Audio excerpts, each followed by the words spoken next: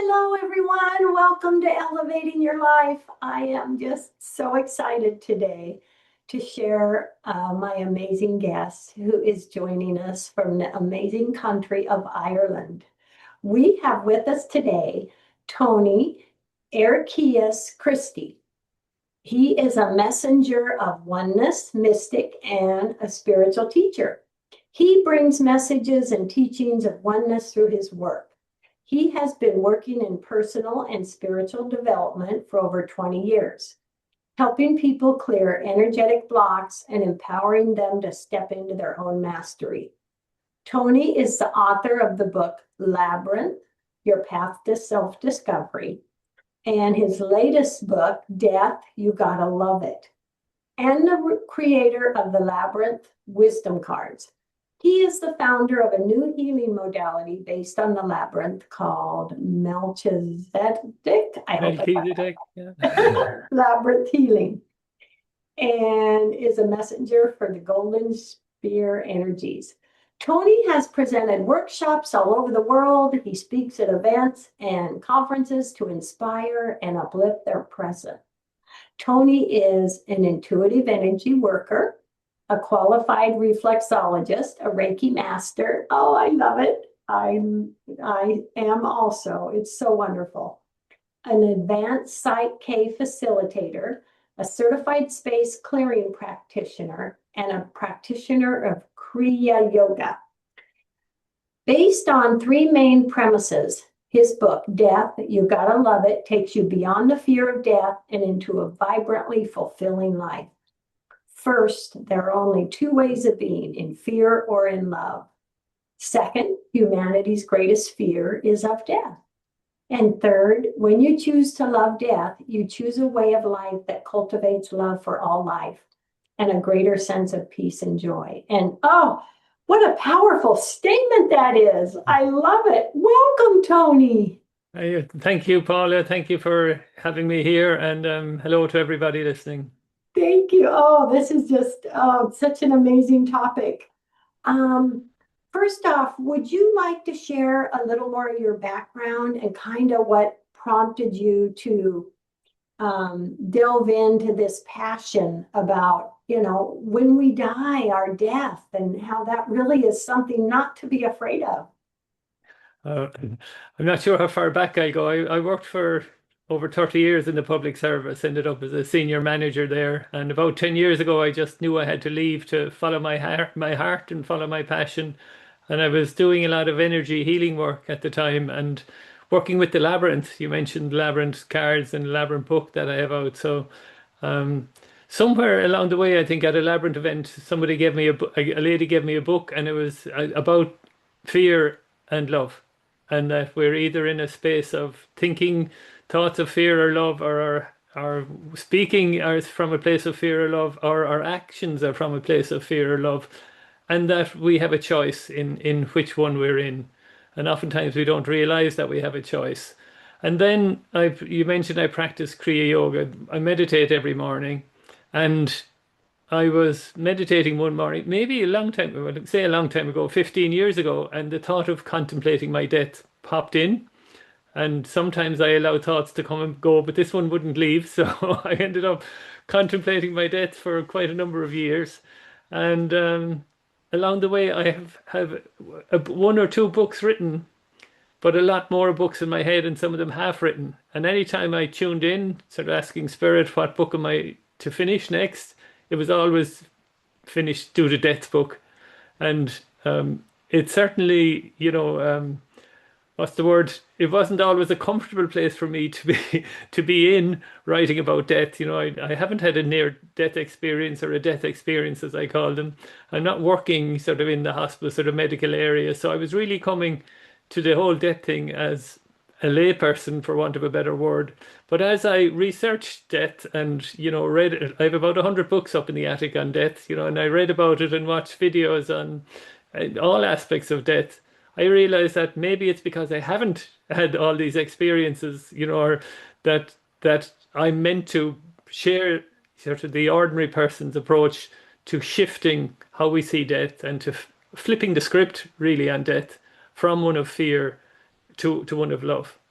But Yeah. that journey took wasn't necessarily an easy one for me. I had to face all my own fears, and I discovered the fear of death isn't just one fear. It can be a fear of many different aspects of death and dying, whether it's dying a painful death or dying alone or dying before you've fulfilled whatever you think your reason for living is, or fear of judgment afterwards, or fear of annihilation that you'll no longer exist. So a lot of the fears that I had to work through them and face them before I could write the book. And then not only getting over the fears, but moving then from the place of fear, I have one part in the book about the 5 stages of loving death. And the first one is allowing, because there are 5 stages of death and dying. I think Elizabeth Kubler-Ross wrote them, and they're stages like denial and anger and bargaining, and they generally are from a place of victimhood or not mastery of death, that you've no control over death or what's happening for you.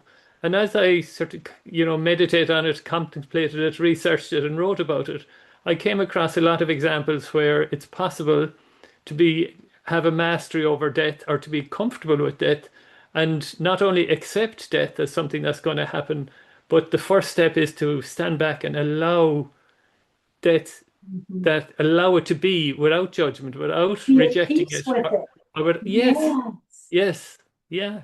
And so um, I think from there, somewhere along the way, I don't know where the title came from, and it is thought-provoking and it is reframing much of humanity's or people's approach to death. But if you learn to love death, you will have learned to love all of life, because death that we think of as death of the body, but every day and every moment there are little deaths happening. So the more you sort of tune into all these small deaths, whether it is flowers dying or whether it is you break your favorite mug or your favorite vase or whatever it might be, that everything is appears to be ending. But for me, I began flipping it and started to see everything as a beginning. And so for me, death and death of the physical body, or death of this body that is expressing itself to you and to everybody in the moment, it's going to be when I leave this physical body, it'll be the beginning of me in my next existence. Love that. And I've always called it this this life, this is my physical vehicle. And Yes. I'm on this life's highway. Yes. Yeah. Yeah, Oh, and I think that's one of the, I have a chapter in the book called The Death Teachings, the what we can learn from death. And one of the first ones and one of the most powerful ones is you are not this body, I am not this body. You are the energy that animates the body, you are the life force that gives life to the body. But at some stage the body will end, and there's a positivity in that maybe many, until you start exploring death, that we don't see that, oh, maybe the ending can have positive aspects, but that we come here to have experiences. That's my belief and understanding at this stage. And so when I've had all those experiences, the body, the body gets older, tends to diminish in functionality, and at some stage it can actually be, what will I say, a release or a pleasure to actually say, okay, thank you, body, for all that you've given me, all the experiences I've had in this body. Now it's time for me to leave, and I just almost like dropping an old suit of clothes or something like that, yeah. and time to move on. Now, it's maybe easy for me to say that because my journey has been probably 15 years of getting from this point to that point, to the point of loving it and recognizing that, well, I'm not always going to have a body, and recognizing that this body is going to die and everybody's body is going to die. But it's almost, more and more I see in society that there's a denial of death or an avoidance of death.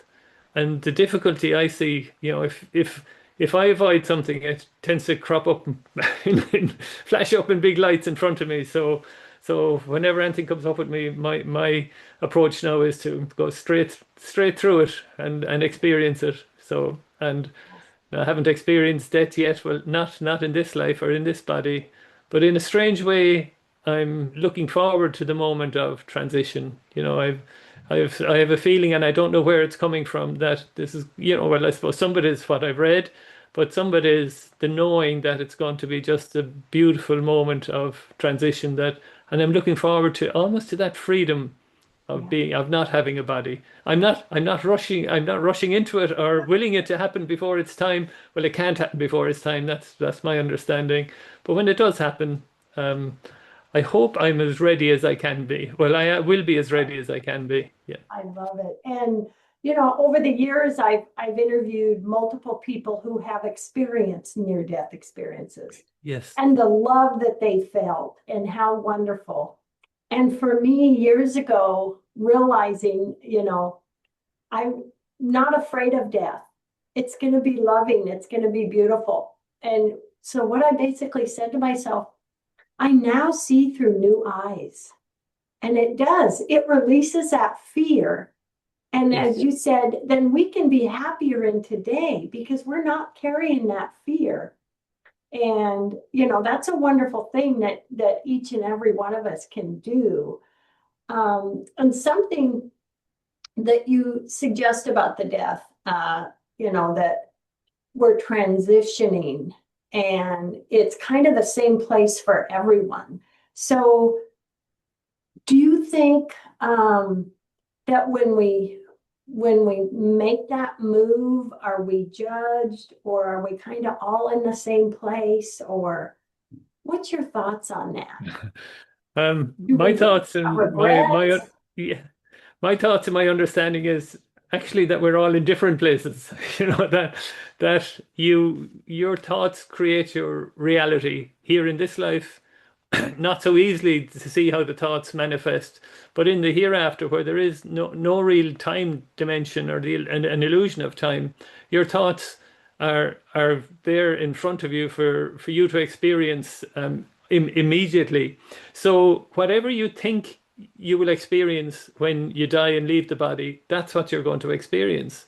So if you believe in the traditional heaven and this beautiful, and there are some wonderful accounts from people who have had death experiences, of just the vibrant colors of the flowers or the music in, the streams like playing music to you, and just all the buildings are magnificent and the people are beautiful and it's full of love.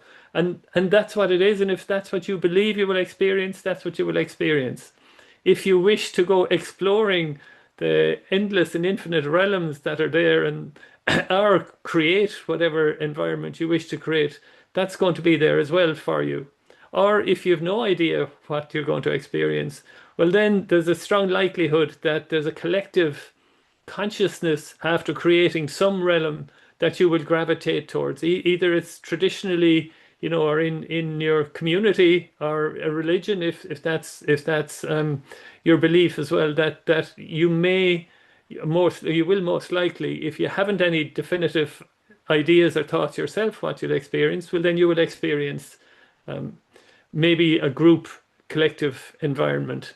And so back to the judgment, you judge, well, you don't even, it's not judgment. You assess yourself how you did. It's like this coming here is to earth is an assignment or an exercise to see how you get on. And strangely enough, we choose all our experiences. And again, some people might be asking, and I ask myself sometimes, why did I choose that one? Well, I think when we're up in the spirit world before we come, we're thinking, oh yeah, give me the toughest experiences there. I want to advance my consciousness as quickly as possible. Then we come down here and we forgot we chose that, and wondering why we've had all these traumatic experiences and all these almost overpowering emotions, and having to deal with those.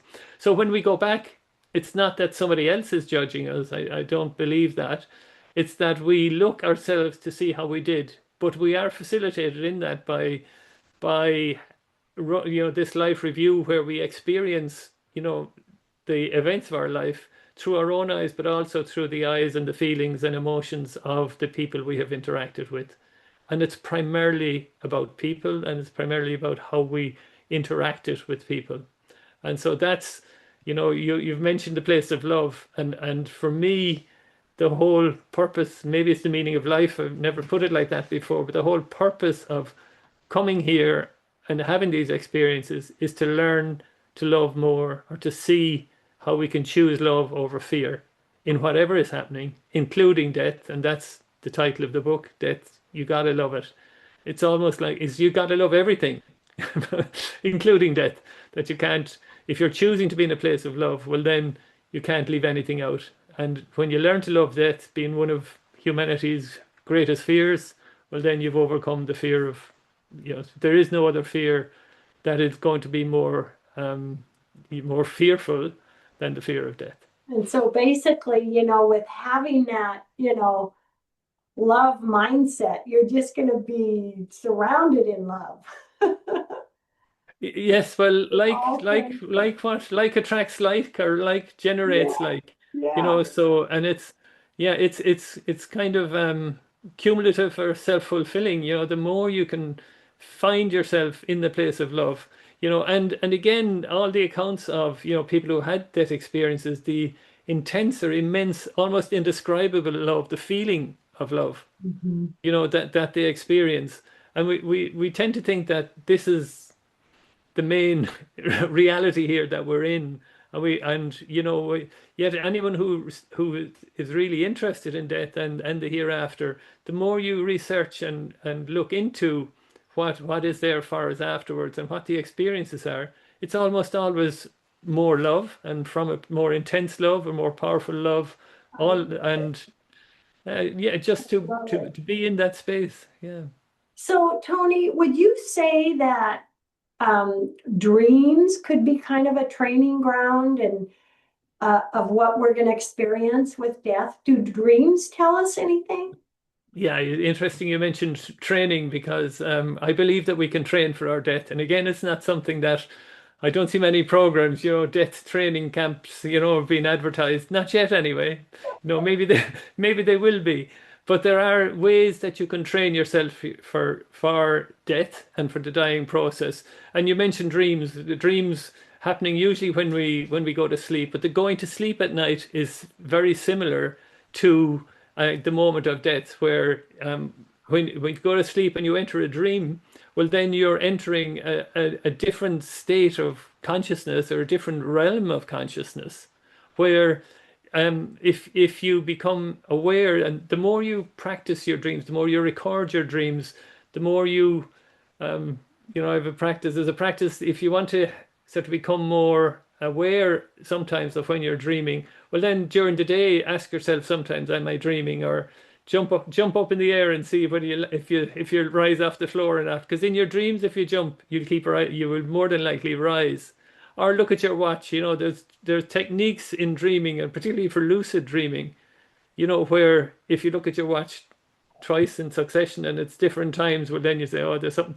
If you figure out that there's something strange going on in a dream, then you're into the realm of starting to control and manage what's happening in your dreams. And it's very similar from the accounts of many people who have done this, that when you're in the hereafter, when you leave the body and you're in this, when you're in when you're just energy, but your thoughts can influence what you experience there. So yes, dreams are a very good way of training for death. Is there anything we can do? Let's say we want to dream more. Let's say we don't remember our dreams very often Yeah. and we want to do more of that. Is there something we can do to trigger that? Yes, yes. We generally, I mean, some of what I was reading, we dream, is it up to 5 different dreams every night. So, first thing to do is to start as soon as you can after you wake up, writing down your dreams and start remembering them. So it's training your mind to remember the dreams. And the more you start doing that, and the more you start writing it down, the easier it gets. So you get very used to writing accounts of experiences that are strange and unusual, and sometimes they make sense, and sometimes it's processing what happened during the day or what happened previously, and other times it's just, I would say, mad stuff, that, um, so start writing, have a dream journal and start writing your dreams. And then from there, as I mentioned, Yeah. start shifting to see if you can check in during the day if you're in a dream or dream state or not in a dream state, because maybe this is a dream, Yeah, maybe yeah. we're in a lifelong dream, and then when we wake up, we won't have the body anymore. Yeah. And Tony, something that I have always been excited about. Would you say when we pass over to this celebration of death, are we going to see our loved ones, our pets, people that have moved on before us? Do you see that as something that we are just gonna be celebrating when we Uh, pass? yes, yes, yeah. If your wish is to, or your intention or your thoughts are of seeing your loved ones or your deceased pet or whatever, then that's what you will meet. Yeah. Uh, I think we don't give enough of credit to how powerful we are and how powerful our thoughts are. And if you're sending out the message that you would like to see your loved ones, well, then they're aware of that. I mean, there's Oh, so there, I can't remember who said when, where are our loved ones when they pass, where do they go? And they don't go anywhere. They're still all around us, almost like just on a different vibration, a different frequency. Like you have so many radio stations, and you're tuned into one, so that's the one you're aware of, which is this one that we're talking about. But just turn the dial a little bit, and that's where the energy and the frequency of those who are no longer in physical form, but that they can connect with us. And there are ways you can connect with your loved ones that, until I started researching the whole death and hereafter realms, that I wasn't even aware of. So if you have an intention of connecting with them, there are, sort of different techniques, and I write about many of these in Death You Gotta Love It, where you can do learn this, eye movement and tapping techniques, and the results of it are that quite a high proportion of people actually make contact or connection and have a conversation or interaction with their deceased loved ones. I love And, it. and it's but I it's not love very well it. known. It's not very well known. I don't know why, but Oh, great, great. And we can get that in the book. I love it. My father passed hmm away last December, a few days before turning 96. And it was like yeah, the day after that I was outside in my yard with my dogs and it was dark. He loved shooting stars. And do you know what right, I saw that morning? A shooting yeah, star. yeah. And I know that was a message from him. I'd never seen one in my yard before.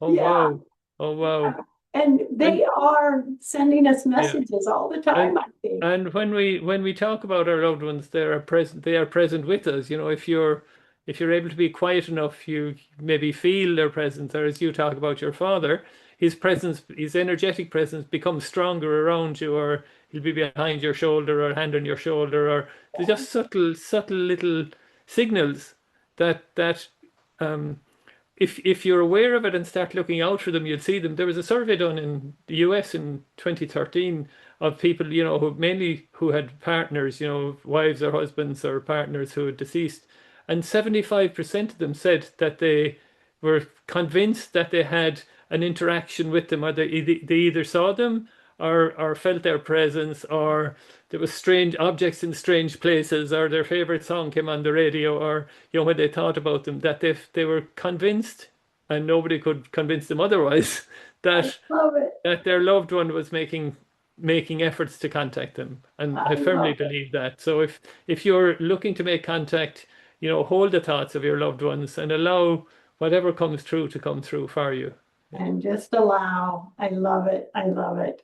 Oh, my friend, we have a few minutes left to Yeah. end the show. It goes by so fast. Please share your website and what last message you might like to share with us today, please. Yeah, my website is tonymchristie.com. So TonyMChristie.com. And if anybody, first of all, I would encourage anybody to go buy the book, read it, and tell me what you think. If you don't like it, fine. I'm open to that. But I'm open to that. And the book is available in Amazon, Barnes and Nobles, all the main bestsellers. So as regards final words. I don't know, are they words of wisdom or not, but the thoughts that keep coming to me, and I feel a little bit like I'm repeating myself, but is to choose love. Choose love over fear. Choose to send love, but more importantly, choose to allow yourself to receive it. Allow yourself to receive love from yourself. I'll go quick, very quick story. I've spent a time with a spiritual Yes. healer, and my wife to be was with him, and he asked me. He didn't know we were about to get married. He says to me, "Are you ready to marry Fanula?" And I said, "Yes, I am." And he said, "Are you ready to marry yourself?" And I opened my mouth, and nothing came out because I wasn't. And I realized that I needed to find as much love for myself, not in a narcissistic way, but to fully accept myself for who I am. And so that's the message really from my heart for all the listeners, is to accept yourself totally for who you are, and be ready to marry yourself, basically. Yeah. I love that. Yes. Be ready to not only love the others, but to love ourselves. Yes. Oh, that is beautiful. That is beautiful. And I do want to mention real quick something they can find out on your website about the labyrinth healing and training. So you actually, people can sign up with you to be trained on that. Yes, yes. When I left my senior management job, a few weeks later, I was meditating, and how to use the labyrinth in one-to-one healing sessions came to me. And it's about tracing it with your finger while I hold a dowsing rod. It's called a divining rod in Ireland. And the rod will move, and the person is to stop at that point. And each point on the labyrinth has a meaning and relates to some aspect of them, some aspect of you, or your journey in life.